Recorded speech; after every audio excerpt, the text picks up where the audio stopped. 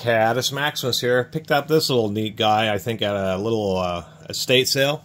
Actually, I picked up a few different kind of cool tools at, you go buy estate sales, and it's always kind of some random hand tools and power tools, usually overpriced. But I went by one, and it was, the guy must have been rolling over in his grave because, relatives, family members, kids, nobody wanted to deal with this stuff. And he actually had just a whole bunch of, like, Williams and a bunch of pretty decent power tools, and it was all really reasonably priced.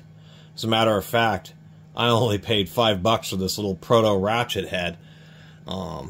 And I'm not a reseller, so I just don't buy stuff. I buy stuff that I don't have or that I can make videos about mainly. Or just cheap little items. Let other people have opportunities. But I was still nonetheless just going into this estate sale and just being a normal house. Not much for electronics and that type of stuff. And then going into the pantry and this little kind of work shed area. Just tons of tools. Things like the drill presses and tool box, rolling tool chests, which is some oddball brand. I think it was like an old Waterloo. Were really expensive, but a lot of the individual hand tools, you just had all sorts of channel locks. I could just go on and on, but it was like, you always hope to walk into a estate sale and see a raise of tools, and this happened to actually be one of those. Did end up with some cool stuff. Williams extractors. Did get us 3-piece set of Williams universals.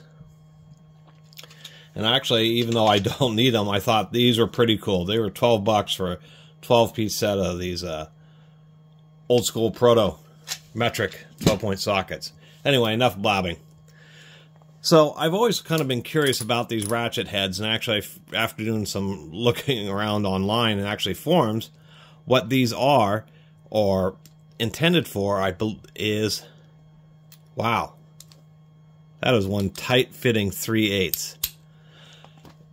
It's for using with T-handles. So the idea is that you have a T-handle, you can break the fastener, whatever you're working on, then you put the T-handle in the center position, and you can either, of course, spin it, but many times you don't have enough space, so you can break it with the T-handle, move it to the center position, and then quickly be able to ratchet something out in a straight line. And it's what some people were talking about online. It's about the best thing I can think of why on earth would you want just an oddball ratchet head?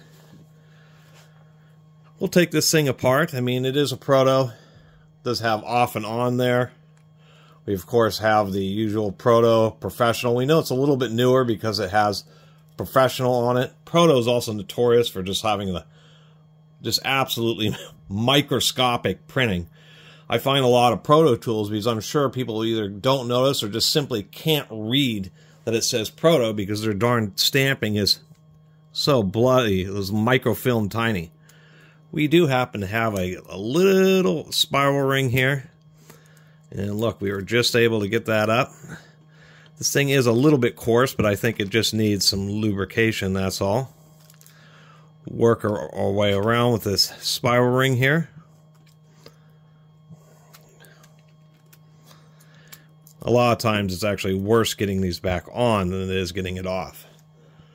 So I believe we have this, which actuates a little lever right there via that notch. Nice little steel ring there. And that's just what's holding on the reverse lever. I want to see if this has two pawls, but we can see in there a second spiral ring. So this is going to be real special getting this thing back together because we've got two spiral rings to deal with. This pin's kind of jamming us up here. I wonder if we just pull that bad boy out. Get this other spiral ring out of here,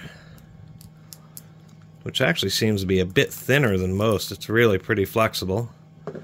There's our second spiral ring. And now we should be able to pull out our ratchet mechanism. And indeed, no. It is just a single pawl with, I don't know why there's that big old gap there. That doesn't make a lot of sense to me. Doesn't seem to really want to go back and forth, but you'd think something like this, which is a big old ratchet head, they'd use a twin pawl design, but they don't. Just a single double tooth pawl, although it is fairly wide. And on a ratchet where you turn the knob at the top, here, that little core piece is what's rotating and moving a little detent that's rocking this the one direction or the other via that little lever that comes into the side. Kind of an expensive piece because this right here actually has a fair amount of machining. Cross-drilled hole. This pin is just being held in by the bottom of this. We can see that it's pretty darn coarse. I bet this thing is only like a 36 tooth. The other thing I've actually heard about these is because, like with the Harbor Freight ones, been meaning to talk about, but I was using one of those Harbor Freight half-inch ratcheting breaker bars and some super tough lug nuts on a friend's vehicle, and it actually just broke in half like this.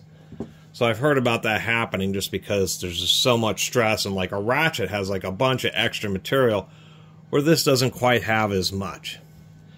Anyway, that's the internals of these things. They're just real simple. Was just noticing on this spiral snap ring, so we have, since this is the inner one, and we can see we have a little lip that you can get a little pick or the tip of a precision screwdriver to hook on and get it started. But man, if you put this in upside down, they didn't put the hook on the other side, and having that flat side facing upwards, it would be almost impossible to remove. Amazing what a little bit of oil would do. That thing was 100% absolutely desert bone dry in there. Now it runs really smooth. Just a little bit of lube. Super easy to rotate that collar. Overall, quite a bit of little machining and work and just to make this little ratchet head. Once again, I kind of wish it was a twin pawl design. And given how thin a wall this is, I don't think it's going to be as strong as just a regular ratchet, to tell you the truth. It may be kind of close, but, you know, I wouldn't place my bets on this outperforming like a Proto 3/8 ratchet. One thing I will give them credit for is pretty good tolerances. There's not much wobble in this head at all. And so, there it is. The Proto ratchet. I guess it's called a pass-through ratchet head. And the best I can figure, once again, is just for using with things like T-handles. Such a kind of an oddball tool, and it also explains why you just don't see them very often, because it's kind of one of those things where it's hard to really justify and figure out what you're going to use it for. I mean, the diameter of this thing is huge. It's like 22 millimeters or 7/8 of an inch. So it certainly isn't like compact. It's not going to help you get into tight areas. But nonetheless, there's my little video about it. Anyway, thanks for watching.